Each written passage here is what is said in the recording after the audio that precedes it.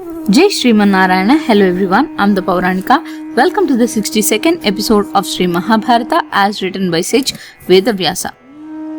After looking at the angry group of kings, Yudhishthira approached Bhishma and said, Sisupala is trying to influence the kings and slowly they are getting angry. I don't want the yajna to be affected. Pitamaha, please suggest what needs to be done now. Then Bhishma said, when a lion is sleeping, dogs gather around and bark till the lion wakes up. Until the real lion Govinda wakes up, Sisupala will try to influence these kings and take them to Yamapuri along with him. Madhava had been sparing him, thinking he would come back to his senses, but that looks less likely.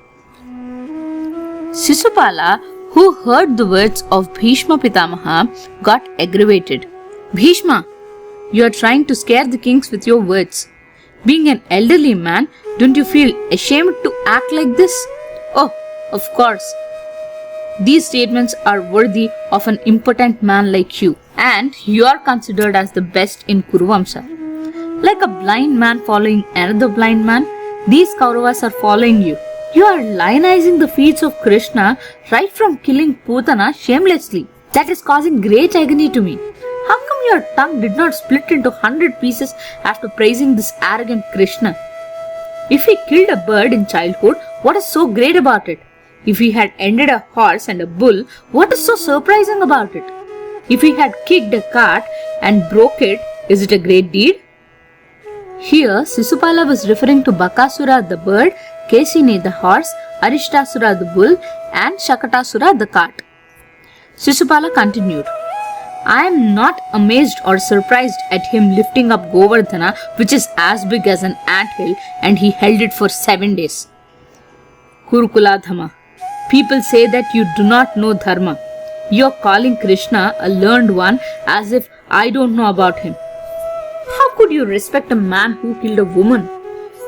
Your nature is despicable, so is the nature of these Pandavas. An adharmika like you is the respectable one for these Pandavas. Look at how the very dharmic Yudhishthira changed and got influenced by your words. Bhishma, if you are that smart, how did you bring a maiden Amba who was in love with someone else? Do you know why your brother did not marry her? Because he was righteous. And you, after your brother's demise, you obtained sons by seeking help from another man. Where is dharma in your life? Your brahmacharya is useless. Your celibacy is the result of your impotency. I have no doubt about it. No amount of donations will give you the punya of having a child. Earlier, there lived an old swan who used to preach dharma to other birds, and when those birds kept their eggs trusting the swan, it used to eat those eggs. An intelligent bird found out his ways and educated rest of the birds about it. You, Bhishma, are just like that old swan. Jarasandha considered Krishna as his slave, and that's why he spared Krishna. A note to the readers, while Sisupala is blabbering this rubbish, please recall from our earlier episodes that Krishna defeated Jarasandha 17 times. Here, Sisupala is trying to push a narrative. As the popular quote goes, Vinashakale Viparita Buddhi. Sisupala continued, fearing Jarasandha, Krishna entered Magadha in the guise of a Brahmana. Bhishma, you are an old man who is equal to a woman. No one should be taking advice from a person like you. Upon hearing these words of Sisupala, Bhima rose up angrily with red eyes and a frown on his forehead. The great Bhishma held Bhima firmly and pulled him back from attacking Sisupala.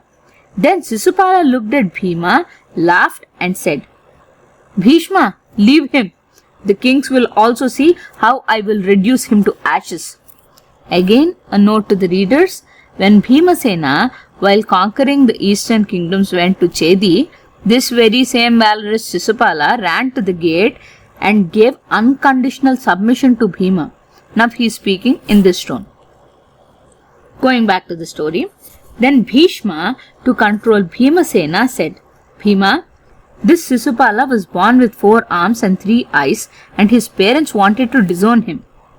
Then a voice from the sky announced that he would grow up to be fine and he will lose the extra arms and eye when he sits in the lap of the man destined to kill him. At that time, many kings visited Chedi to see the boy who was born with 4 arms. One day, even Balarama and Krishna too visited their aunt Shrutashrava and King Dhamagosha, parents of Sisupala. Happy at the arrival of her nephews, Shrutashrava brought Sisupala and placed him in Krishna's lap. The extra arms and eye immediately vanished. Shrutashrava, who realized Krishna to be her son's death, requested him for a boon. The boon is to spare her son's mistakes. Then Krishna said that 100 of his mistakes would be spared. Now, if the king of Chedi is speaking like this, I think it is the will of Jagannatha. Maybe the time has come for him to be one with the god. Else, do you think I would spare a person who speaks to me like this? Bhishma said to Bhima. You still praising him? Sisupala lamented. If you really want to praise Balhika or Karna or the valorous Bhimasena or Drona and his son or Duryodhana, Saindava, Krupa, Bhishmaka, Rukmi, Bhagadatta, Shalya. Instead, you're praising Kesava? He can just protect cows. If these kings wish to, your life will end today, Sisupala said. Really? Am I living because of their grace?